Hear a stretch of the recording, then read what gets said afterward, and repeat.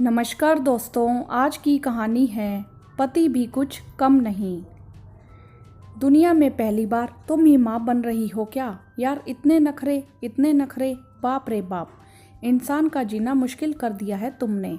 कभी कमर दुख रही है तो कभी जी मचला रहा है। सब नाटक है तुम्हारा। काम ना करने के बहाने हैं बस। मैं बहुत सी गर्भवती महिलाओं से मिला हूँ, कोई इतना नाटक नहीं करती तुम्हारी तरह। समीर ने गुस्से में कहा। अजीब बातें कर रहे हो, मैं नाटक क्यों करूँगी? प्रेगनेंसी में ऐसा होता है, आपको नहीं पता। आपकी पत्नी के अलावा कोई और गर्भवती महिला आपसे इतनी पर्सनल बात अपनी क्यों शेयर करेगी? यह तो मैं ही बस शेयर कर सकती हूँ ना, शिल्पी ने अपने पति को समझाते हुए कहा। चलो यार, मुझे मत पढ़ाओ प्रेगनेंसी की परेशानियाँ। यह सब तुम्हारे काम ना करने के बहाने हैं। सुबह 9 बजे तक सोती हो, फिर उठकर कहती हो कि मॉर्निंग सिकनेस हो रही है ताकि तुम्हें ऑफिस के लिए टिफ़िन ना बनाना पड़े, उसके बहाने हैं।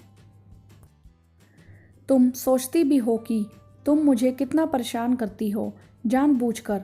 जब हम बाहर जाते हैं और मैं घर लॉक करके गाड़ी में बैठ जाता हूँ, तब तुमको बाथरूम जाना होता है।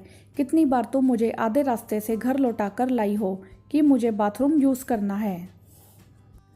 हर आधे घंटे में ही तुम्हें जाना होता है, इसीलिए अब मुझे तुम्हारे साथ कहीं जाना ही नहीं है। समीर आज अपने दिल की भड़ास निकाल देना चाहता था। कभी कहती हो वॉशिंग मशीन में कपड़े धुल गए, जरा निकाल दो। निकाला नहीं जा रहा, झुका नहीं जा रहा। हद है तुम्हारी, पूरा दिमाग खराब कर रखा है तुमने मेरा। आज तक मेरी माँ ने झाड़ू तक नहीं लगवाया था मुझसे, और मैंने तुम्हारे लिए वह भी किया। और क्या कह रही थी कल रात को? पैरों में सूजन आ गई है, थोड़ा मालिश कर दो। तुम्हारे बाप का नौकर हूँ मैं, बोलो तुम्हारी सेवा करूँ बैठकर। अब बस बहुत हुआ। दुनिया में तुम ही एक बच्चा पैदा करने वाली नहीं हो। मेरी माँ ने भी पैदा किए हैं, मेरी बहनों ने भी किए हैं, मेरी दोस्त की बीवी ने भी किए हैं, लेकिन साथ में सब ने घर के काम भी किए हैं। तुम्हारी तरह नहीं कि लंच मैंने बनाया है तो शाम की चाय तुम बना दो यार। समीर, कितना जहर भर गया है तुम्हारे दिमाग में। एक बार ठंडे दिमाग से सोचो, मैं तुम्हें क्यों परेशान करूँगी? आई लव यू समीर, पति हो तुम मेरे, मैं क्यों करूँगी ऐसा तुम्हारे साथ? प्रेगनेंसी में हर वक्त बाथरूम जाना पड़ता है, क्योंकि बाथरूम कंट्रोल करने की शक्ति नहीं रहती। मुझे कोसने से अच्छा होगा थोड़ा तुम गूगल पर सर्च करके देखो, थोड़ा बहुत प्रेगनेंसी और बच्चों के बारे में पढ़ लो तो अच्छा होगा, समझे? और मैंने कपड़े धो दिए होते हैं, बस निकालने के लिए ही तो बोलती हूँ। और कल रात मेरे पैरों में सच में दर्द था तो कह दिया थोड़ा मालिश करने को, तो क्या गलत था?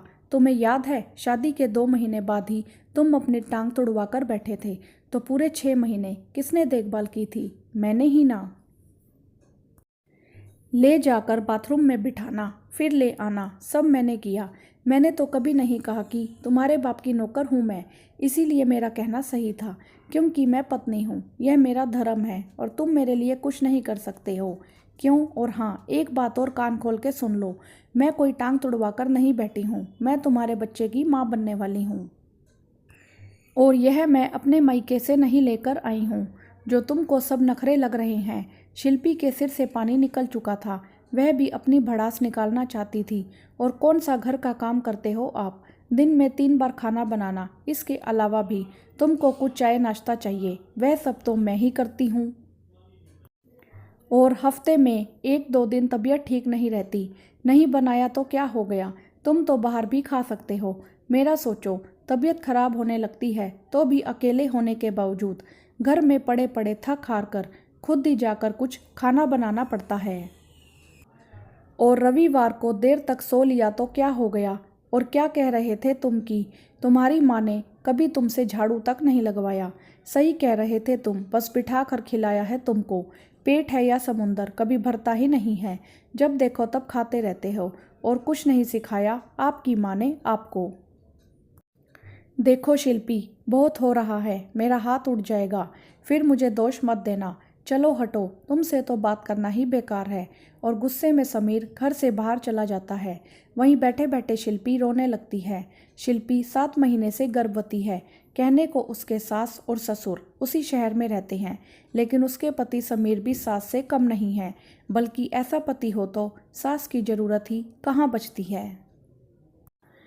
हर वक्त शिल्पी को अपनी माँ जैसा बनाना चाहता था। शादी के वक्त आते ही शिल्पी को हर चीज़ सिखाने लगा था। शिल्पी बहुत ही मस्त मौली लड़की थी। ऐसा नहीं था कि उसको घर के काम और साफ सफाई नहीं आते थे, आता तो सब कुछ था। शिल्पी अपने घर में सब करती थी, लेकिन खाना बनाने में सिर्फ रोज का खाना बनाना, जैसे सिर्फ रोटी दाल सब्जी बना लेती थी। तरह तरह के पकवान बनाने उसे नहीं आते थे। लेकिन समीर को अपनी माँ के हाथ का बना हुआ खाना, हर तरह के पकवान खाना बहुत अच्छा लगता था और बचपन से समीर की हर तरह के खाने की फरमाइश पूरी की थी उन्होंने। शिल्पी लेट से उठती तो समीर शुरू हो जाता, तुम 8 बजे तक सोकर उठ रही हो, अब तक तो मेरी माँ घर पर सारा काम खत्म करके बैठ गई होंगी और तुमने अब तक चाय भी नहीं बनाई।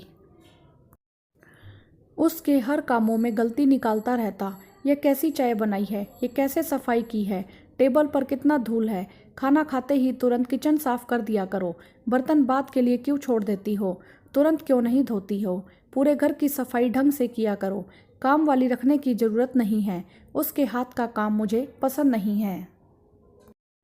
मेरी माँ ने भी कभी नहीं रखी और ना जाने क्या सुनना पड़ता है। शादी के पहले साल शिल्पी सब खुशी खुशी करती रही। 2 लोग ही घर में हैं, घर में कितना काम है, वह सारे काम करती, कोई काम नहीं छोड़ती, लेकिन वह काम अपनी इच्छा अनुसार करती। लेकिन समीर का इस तरह टोकना अब उसे बर्दाश्त नहीं हो रहा था। समीर को खाना पसंद था तो शिल्पी उसको खुश करने के लिए गूगल से देखकर तरह तरह की डिश बनाती।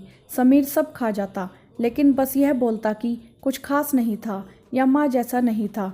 जब भी अपने मायके फ़ोन करती तो उसकी बहन कहती, दीदी आपके तो मज़े हैं, आपके साथ आपकी सास नहीं रहती। तो शिल्पी कहती, मेरा पति क्या मेरी सास से कम है, जो हर वक्त सास की तरह मेरे कामों में गलतियाँ निकालता रहता है। अब जब शिल्पी माँ बनने वाली है, तब भी वह सास का रूप अपनाया हुआ है।